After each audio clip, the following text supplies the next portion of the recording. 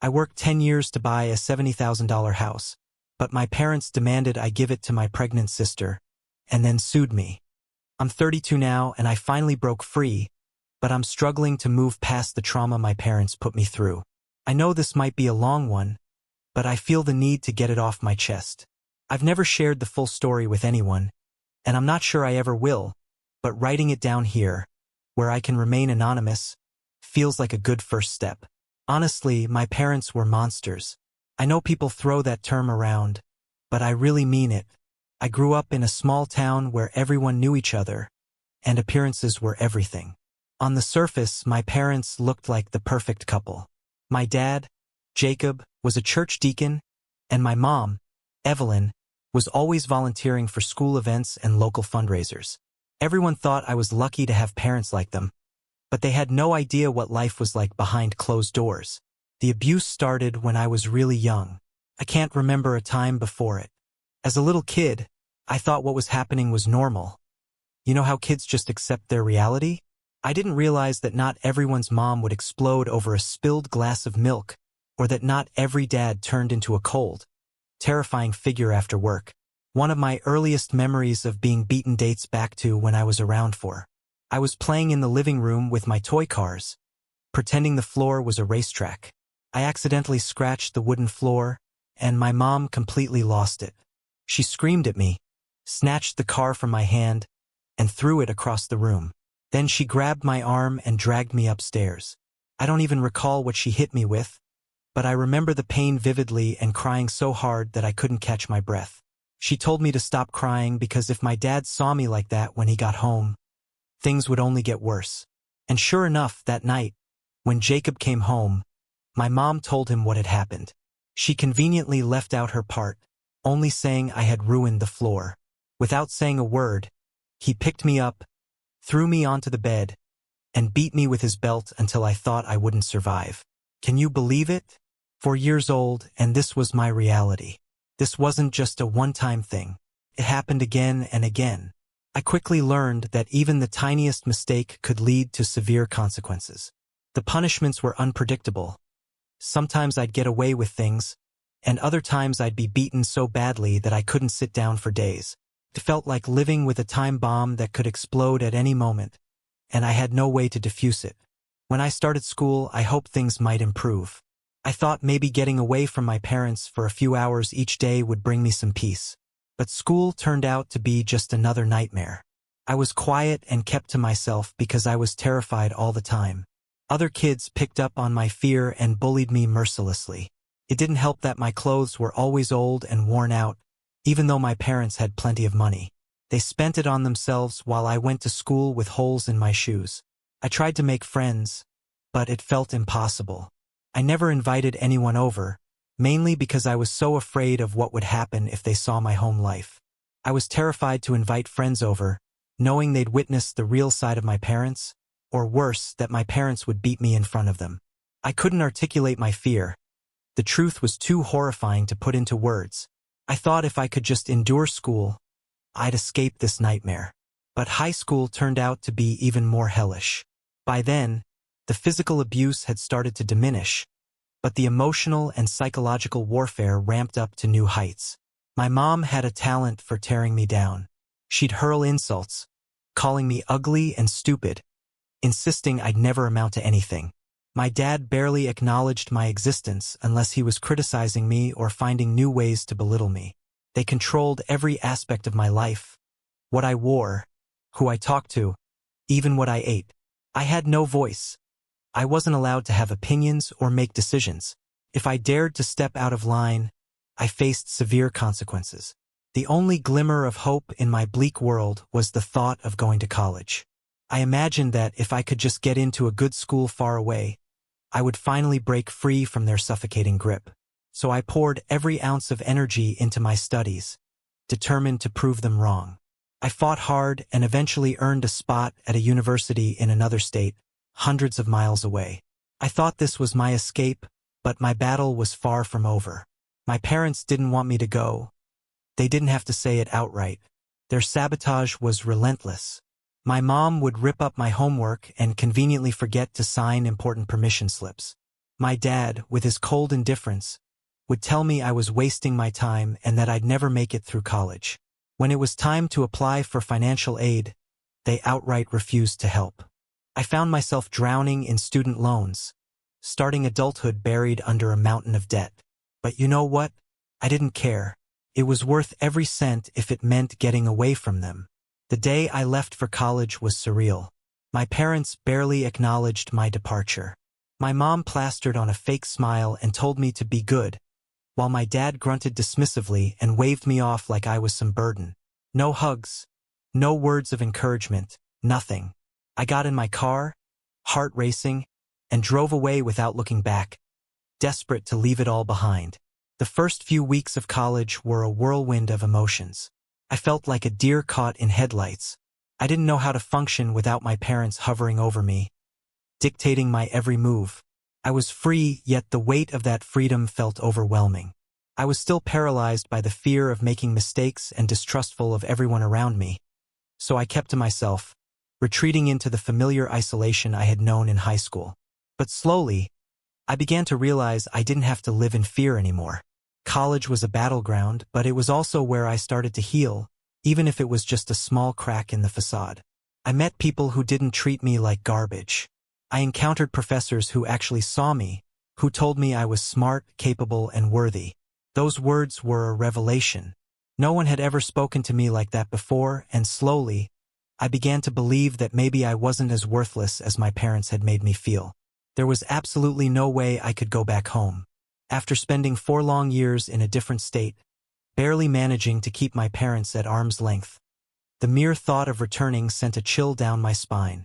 I was terrified of what they might do to me if I walked back through that door. So, I made a bold choice. I packed up everything I owned and fled to another city, somewhere completely foreign, where I didn't know a single soul. If I was going to start over, I was determined to do it far away from my past. At first, the thrill of a fresh start was intoxicating. I finally felt a flicker of freedom, like I could breathe without constantly looking over my shoulder. But that exhilarating feeling was short-lived. The trauma from my childhood didn't just evaporate. I still wake up drenched in sweat from nightmares of my dad chasing me with his belt or my mom's haunting screams, ringing in my ears as she berates me for being a failure. I flinch at the slightest raised voice, even when it's not directed at me. Trusting people feels impossible. I've never held onto a relationship for more than a few months. I'm always waiting for the inevitable betrayal, the gut-wrenching pain that mirrors what my parents inflicted. I know I need therapy. I've shoved that truth down for years, telling myself I could handle it on my own. But I can't. The crushing weight of my past feels like it's suffocating me, and I'm terrified I'll never break free from it. At 32 years old, I've spent my entire life trying to outrun the devastation my parents wreaked on me. But no matter how far I run, it always feels like they're right on my heels. I'm sharing this because I don't know where else to turn. Has anyone else lived through something like this? How do you heal from a childhood that feels like a relentless nightmare? How do you stop the shadows of your past from consuming your future? I desperately want to be happy and move on, but I'm lost. Hey, everyone. I was completely unprepared for the flood of responses to my last post, and I want to express my heartfelt gratitude to everyone who reached out with advice and support. It's been overwhelming in the most uplifting way. I promised I'd update once I figured things out, and a lot has happened since then. Things have changed, mostly for the better, but the journey hasn't been without its challenges. After relocating to this new city, I found myself in a battle against isolation. I didn't know a soul, and the scars from my childhood left me feeling like I was trapped in a glass cage, always anxious, always on edge. I was just scraping by with a dead-end job, living paycheck to paycheck, feeling utterly invisible in a world that didn't seem to care. I thought I was doomed to remain alone in this chaos until fate intervened. That's when I met Noah. We crossed paths at a coffee shop, a refuge where I'd go to write and try to untangle the mess in my head. One day, he simply plopped down across from me and struck up a conversation. My first instinct was to put up my defenses. After all, when you've spent your whole life being wounded by others, letting anyone in feels like a leap into the abyss. But Noah's approach was refreshingly different.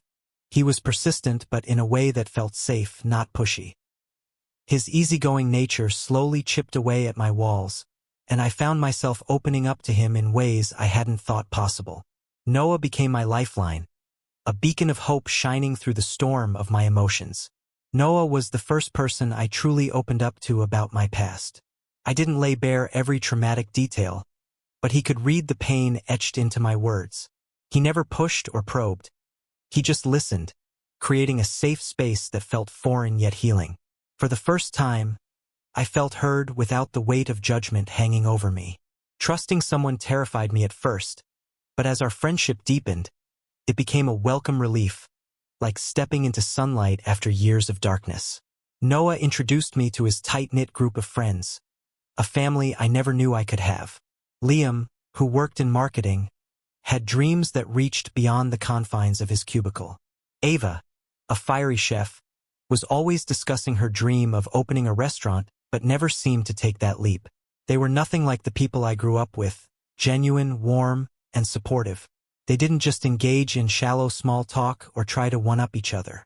They had real, deep conversations about life, dreams, and struggles, and, for the first time, I felt like I belonged.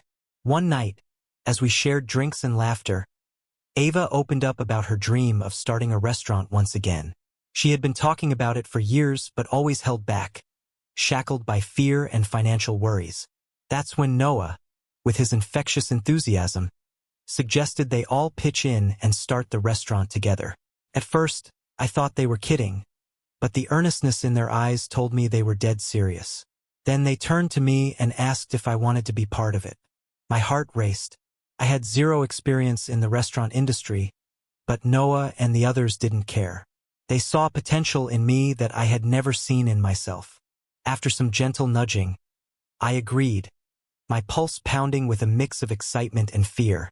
I had always believed I was incapable of doing anything meaningful, but their faith in me sparked a flicker of hope I had long buried. We dove headfirst into planning, each of us tackling our roles with fervor. Liam managed the business side of things. Noah orchestrated the logistics like a conductor leading an orchestra, and Ava crafted a stunning menu that made my mouth water. I threw myself into every task I could, painting the walls, setting up tables, handling deliveries, anything to help build this dream. It felt like we were creating something beautiful together, a sanctuary away from the scars of our pasts. But, of course, challenges loomed large. The first major hurdle was finding a suitable space for the restaurant. Commercial real estate in the city is a ruthless game, and every venue we explored seemed to mock our hopes with exorbitant prices. After weeks of relentless searching, we finally stumbled upon an old building that had been abandoned for years. It felt like destiny, the perfect size, a great location, and the rent was surprisingly manageable. But there was a catch that sent a chill through my spine. The place was a disaster.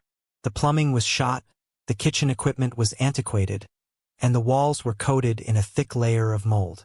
We debated fiercely about whether it was worth the risk, our dreams hanging in the balance. But after sleepless nights and passionate discussions, we decided to go for it.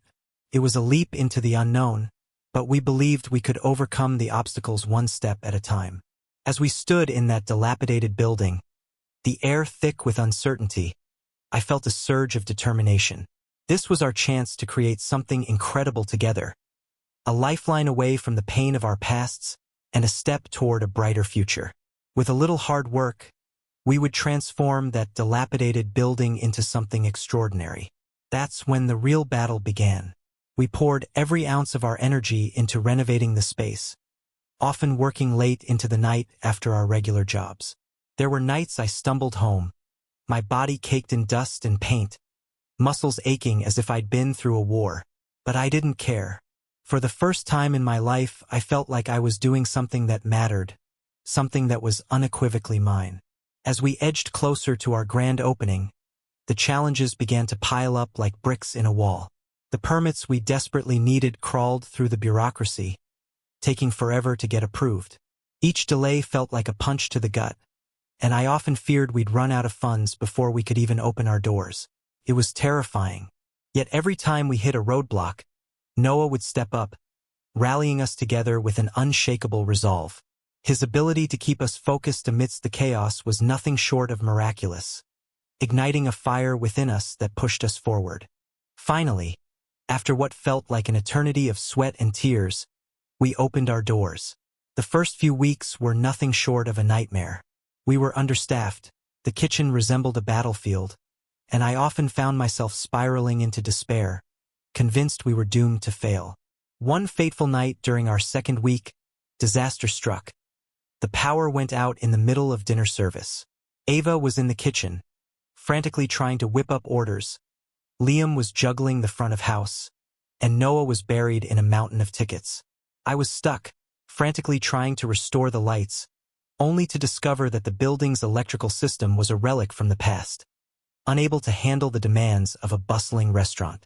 We had no choice but to shut down for the night, and I remember sitting there in the darkness, feeling the weight of despair crash over me like a tidal wave.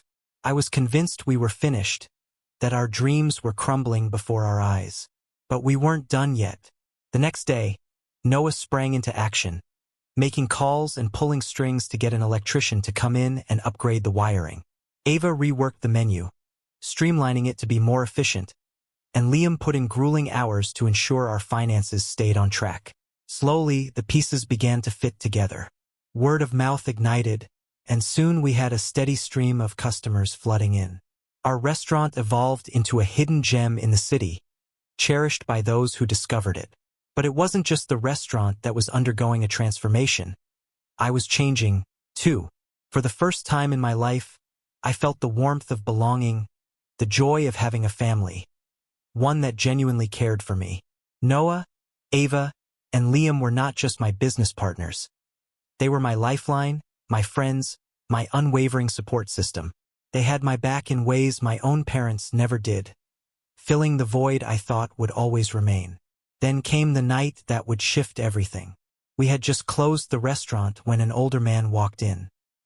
He looked out of place in our laid-back setting, and an air of mystery surrounded him. He asked if we were still serving, and despite the kitchen being closed, Ava's instinct to help kicked in, and she offered to whip up something quick for him. As he settled in and started chatting with Noah and Liam, I could sense the tension in the air, electrifying and thick. It turned out he was a food critic, one of those big-time writers whose reviews could either catapult us into culinary stardom or bury us 6 feet under. The weight of that reality hung heavy in the air, and as he took a seat, I realized this was the moment we had all been waiting for. The stakes had never been higher. None of us knew it at the time, but that man was there to evaluate us for his column. A week later, his review hit the shelves, and it was nothing short of electrifying. He called our restaurant a must-visit and hailed Ava's cooking as innovative and bold. Suddenly, we were inundated with reservations. People lined up outside before we even opened our doors, and it felt like a dream, an exhilarating whirlwind. We went from barely scraping by to having a wait list stretching for weeks in advance. But with this success came an avalanche of challenges. The sudden influx of customers stretched us to our breaking point. We desperately needed more staff, more supplies, and more space. There were nights I barely slept, my mind racing with fear, convinced we were teetering on the edge of collapse. I was terrified that the pressure would crush us, but somehow, against all odds, we survived. We adapted, we hired more people, we expanded the menu, and we even began exploring the possibility of opening a second location. Through all of this, Noah, Ava, and Liam were my anchors. They kept me grounded when everything felt chaotic, reminding me of our purpose. This venture wasn't about money or fame. It was about creating something meaningful, something that brought people together. Looking back now, I can hardly believe how far I've come. Just a few years ago, I was shattered, alone, and running from my past. Now, I'm part of something far greater than myself, something I'm fiercely proud of. The restaurant isn't just a job. It's my home, and the people I've met along the way have become my family. Of course, the shadows of my childhood still linger. There are moments when the trauma creeps in, nightmares still haunt me, and trust remains a struggle. But for the first time in my life, I feel like I'm moving forward. I'm healing, piece by piece, and I know that no matter what happens, I'm not facing it alone anymore. After everything we experienced with the restaurant, I thought life couldn't throw me any more surprises. I was dead wrong. It all started on my 33rd birthday, when my friends gifted me something that would irrevocably change my life. The day began like any other, but Noah, Ava, and Liam had been acting strangely leading up to it. I assumed they were planning a small celebration at the restaurant, nothing extravagant.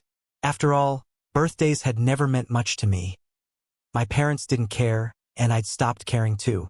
That afternoon, Noah called, asking me to meet him at a house in a quiet part of town. I thought it was just a venue for a small get-together, so I didn't think twice. When I arrived, the house looked old, big but worn down, lacking any charm. I walked in, expecting to see familiar faces, and there they were: Noah, Ava, Liam, and a crowd of our friends. People we had grown close to through the restaurant surrounded me. There were drinks, decorations, and music playing softly in the background. It was a lovely scene, nothing too extravagant, but I felt a deep sense of happiness just being there with them. After we cut the cake and everyone began settling into their drinks, Noah handed me a small envelope. I was puzzled, thinking it might be a card or maybe a little gag gift. But when I opened the envelope, a key fell into my hand. I looked up at Noah, confusion etched across my face, and he just smiled, urging me to follow him outside. As I stepped out onto the porch, everyone trailed behind us, their eyes sparkling with excitement. That's when Noah said, "This place. It's yours." For a heartbeat, I was frozen, unsure how to respond. I thought it was some kind of joke, waiting for the punchline, but Noah and the others stood there, grinning widely, their expressions full of sincerity. That's when he explained that they had pooled their resources to buy the house together for $70,000. A foreclosed property that needed some work, but it was mine, free and clear. They wanted to do this for me because, as they put it, "your family now." I was utterly stunned. Growing up, the idea of someone doing something like this for me was unimaginable.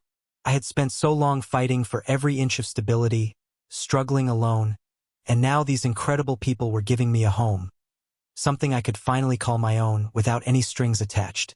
Overwhelmed with gratitude and emotion, I felt tears prick at my eyes. Later that night, after everyone had left, I sat in the living room of that old house, letting it all sink in. For the first time in my life, I truly felt like I belonged somewhere. Not long after I moved into the house, something unexpected happened. I met Nora. She came into my life quietly, almost without me noticing. She worked at a local flower shop that Ava used to buy flowers from for the restaurant. One day, Ava brought her by one of our gatherings and we just clicked. It wasn't like being struck by lightning. It was more gradual, like I was getting to know her piece by piece. She was kind and gentle, with a calming presence that enveloped me, even when I didn't realize I needed it. At first, we hung out in groups, her, me, Noah, Ava, and Liam, but eventually Nora and I began to carve out time for each other. I'd stop by her shop just to chat, or she'd come over to the house to help me fix up the garden. Those casual moments slowly transformed into something more profound. I hadn't been in a serious relationship for years and wasn't even sure I was ready for one. But with Nora, everything felt right. One night, we were sitting on the back porch of my house, talking as we always did. She asked me about my past, and for the first time, I felt like I could share it without flinching. I didn't go into every horrifying detail, but I opened up about my parents, the abuse, and the battles I fought to survive. I had always struggled to trust anyone, but with Nora, I felt different. As I poured out my past, she listened intently, her presence steady and reassuring. When I finished, instead of offering empty platitudes or pity, she looked me straight in the eyes and said, "You're not broken. You know that, right?" Her words struck me like a lifeline in a storm, pulling me out of my despair. In that moment, I realized I was falling for her, deeper than I had ever imagined possible. After that, everything intensified. Nora and I started spending almost every day together, our lives intertwining seamlessly. She'd come by after work, and we'd cook dinner, the kitchen filled with laughter and the rich aroma of our meals. We'd take long, meandering walks through the city, losing ourselves in conversations about life, dreams, and everything in between. For the first time, I felt free to be completely myself around someone, unburdened by fear or hesitation. Nora made me feel safe, wrapping me in a sense of calm that melted away the shadows of my past. Little by little, the walls I had built over the years began to crumble, revealing the vulnerable heart I had kept hidden for so long. As our bond deepened, my circle of friends began to expand. We started attending more formal events, corporate parties that felt completely foreign to me. Noah, ever the social butterfly, was adept at securing invitations to these swanky gatherings through his connections in the restaurant world. The first time I stepped into one of those corporate parties, I was overwhelmed. I didn't know how to dress, how to act, or what to say. But Nora stood right by my side, her unwavering presence making everything feel manageable. The first event we attended was for one of the investors who had helped fund our restaurant's second location.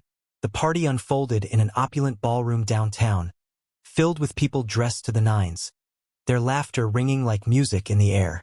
Nora looked absolutely breathtaking in a deep blue dress that accentuated her every curve. I remember feeling like the luckiest guy in the room just to have her with me. As we mingled, champagne glasses clinking, I could feel a transformation within myself.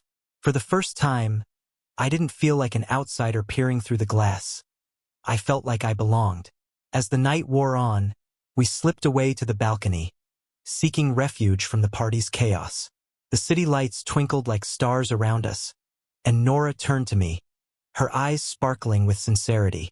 "You know you belong here," she said softly. "You're not that scared kid anymore."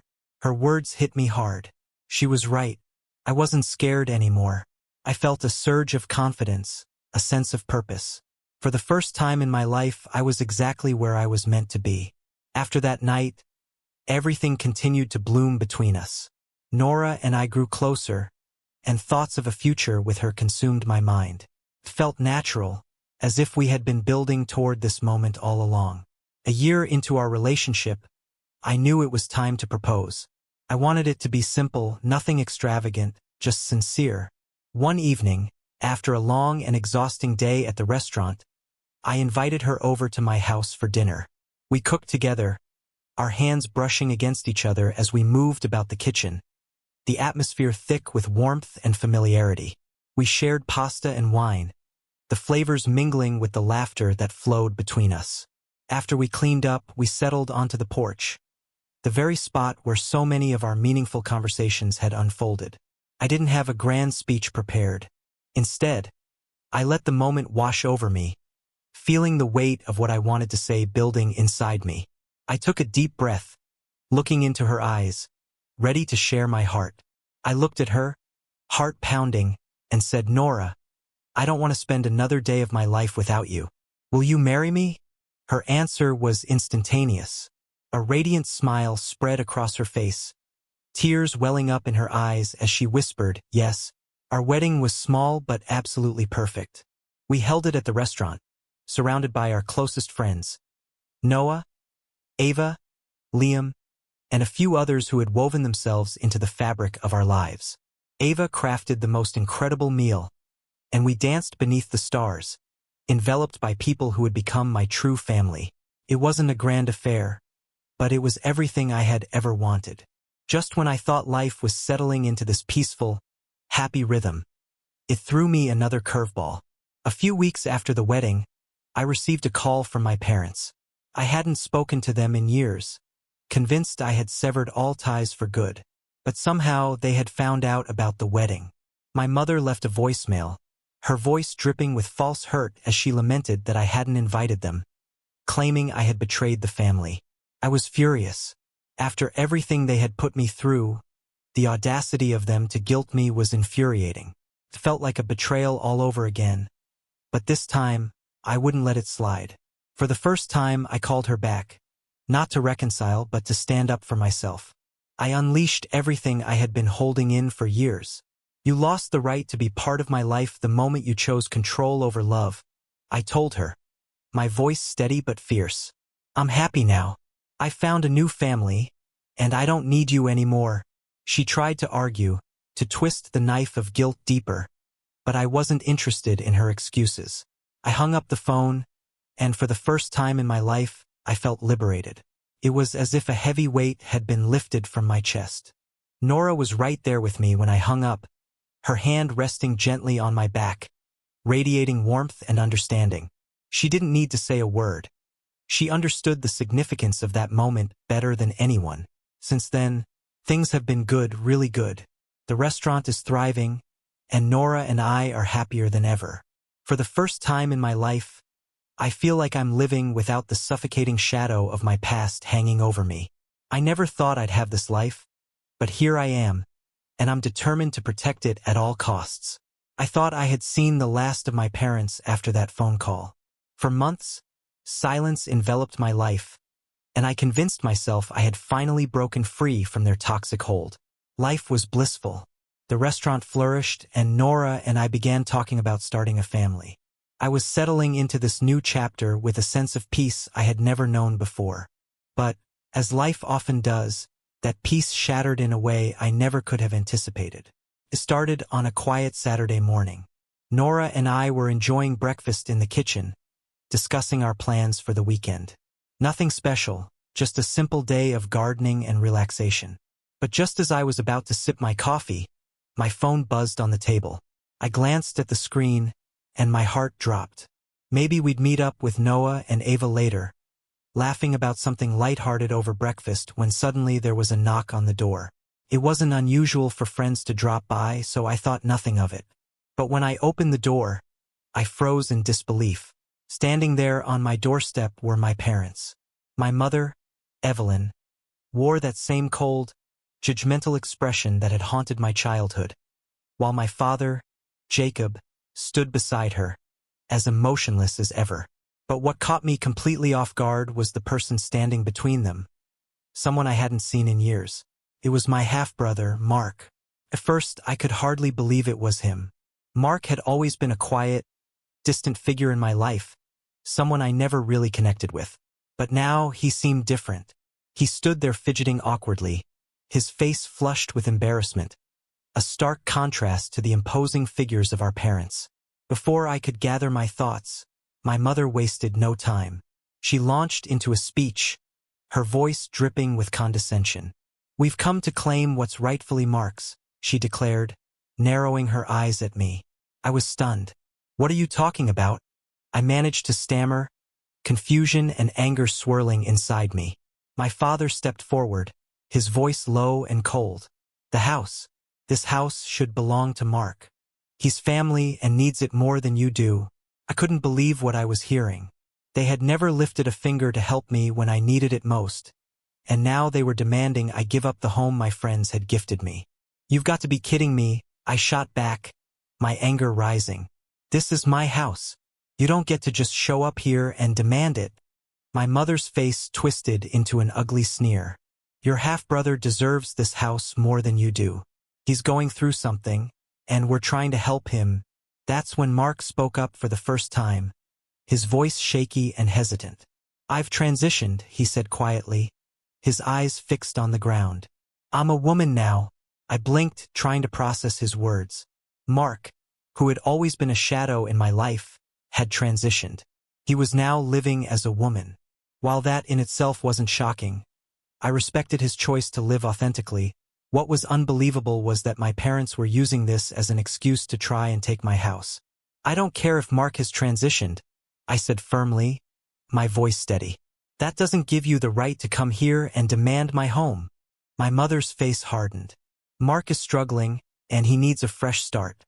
This house should have been his to begin with.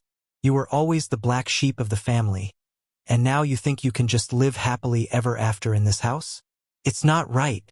Nora, who had been listening quietly from behind me, stepped forward, her expression fierce. "This is outrageous," she declared, her voice strong. "You can't just waltz in here and try to take something that doesn't belong to you. This is his home, and you have no right to claim it." The tension crackled in the air, thick and suffocating, as I prepared to stand my ground against the onslaught of their demands.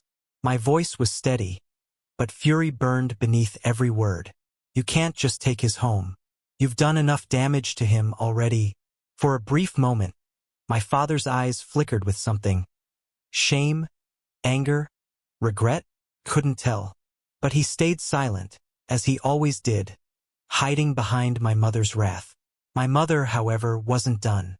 Her voice rising, she spat, "If you won't give it to him, we'll make sure the courts do."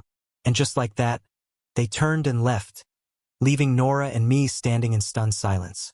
I could hardly process what had just happened.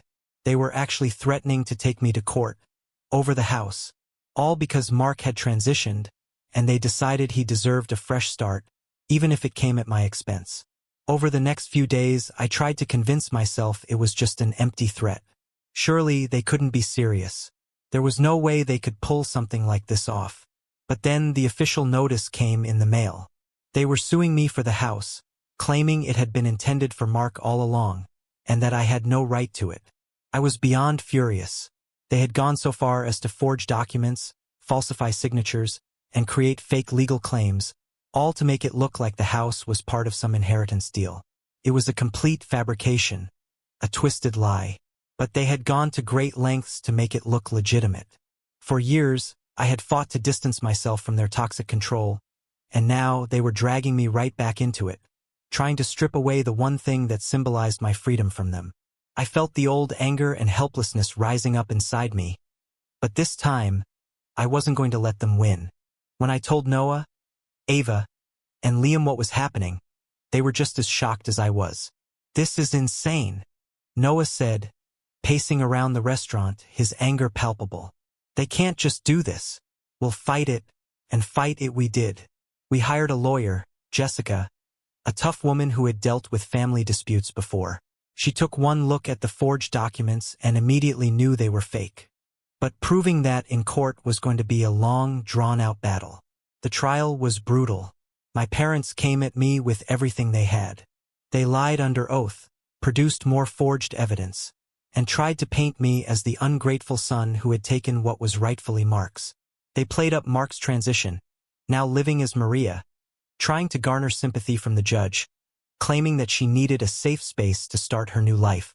Sitting in that courtroom, listening to them twist the truth, manipulate facts, and drag my name through the mud was like reliving my worst nightmares. It was as if all the trauma of my childhood had come rushing back. The anxiety, the helplessness, the feeling of being trapped. But this time I wasn't alone. Nora was right there beside me, holding my hand through every gut-wrenching moment, reminding me that I wasn't that scared kid anymore. Noah, Ava, and Liam were there, too, every hearing, every setback. They supported me in ways I never thought possible, giving me the strength to keep fighting when everything felt hopeless. The trial dragged on for months, and at one point it looked like my parents might actually win. Their lawyer was ruthless, and the fake evidence they had fabricated was convincing enough to make the judge question the validity of my claim. It felt like the walls were closing in, like they were about to steal everything from me all over again. Their lawyer was slick, and the fake documents my parents had produced were convincing enough to create serious doubt in the court. But Jessica was relentless. She delved deeper, exposing their lies with each piece of evidence she uncovered. Inconsistencies in signatures, discrepancies in timelines. She methodically dismantled their case like a skilled surgeon removing a malignant tumor. The turning point came when Jessica tracked down the notary who had supposedly signed off on the documents. When she confronted him in court, his admission felt like a thunderclap in the silence. He stated, with a calm that belied the chaos swirling around us, that he had never seen those papers before and had no record of ever notarizing anything for my parents. Their entire facade crumbled in an instant. It took nearly a year of grueling court battles, but eventually, the truth broke free like a caged animal. The judge ruled in my favor, declaring the documents fraudulent and dismissing my parents' claim to the house. They were ordered to pay all the legal fees, their reputations utterly demolished. The court saw them for what they truly were: manipulative, deceitful individuals willing to do anything to snatch away what wasn't theirs. When the verdict came down, I thought I would feel relief, maybe even vindication. But instead, a profound exhaustion washed over me. The emotional toll of the fight had drained me more than I had anticipated. I had spent so long trying to escape the grip of my past, but now I understood that it would always be a part of me. The difference was that I no longer had to bear that burden alone. I had a network of love and support, people who stood by me, who helped me shoulder the weight of my history. Just weeks after the trial, there was another knock on my door. This time, when I opened it, it wasn't my parents. It was Mark, now Maria, standing there, her demeanor fragile, hands trembling as she took in the sight of me. I felt a surge of conflicting emotions. After everything that had unfolded, seeing her here stirred something within me, and I didn't know how to respond. "I'm sorry," she said, her voice a whisper, breaking the heavy silence. "I didn't want any of this. I never wanted to take your house. I'm just trying to figure out who I am." I stood frozen, grappling with my feelings. Part of me wanted to slam the door shut and erase her from my life entirely. But another part of me, the part that had endured years of manipulation and pain, recognized her as a victim of our parents' cruelty, just as I had been. "I believe you," I finally said, my voice steady but filled with intensity. "But this doesn't change what they did." Maria nodded, her eyes shimmering with regret. "I know. I'm trying to break free from them too. I don't want to be like them." It wasn't an apology that could erase the past or heal the wounds, but it was a start, a crack in the armor that had kept us both trapped. I realized then that Maria wasn't the enemy.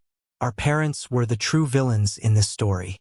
And while I wasn't ready to forgive her entirely, I understood that holding onto the anger would only chain me to my past.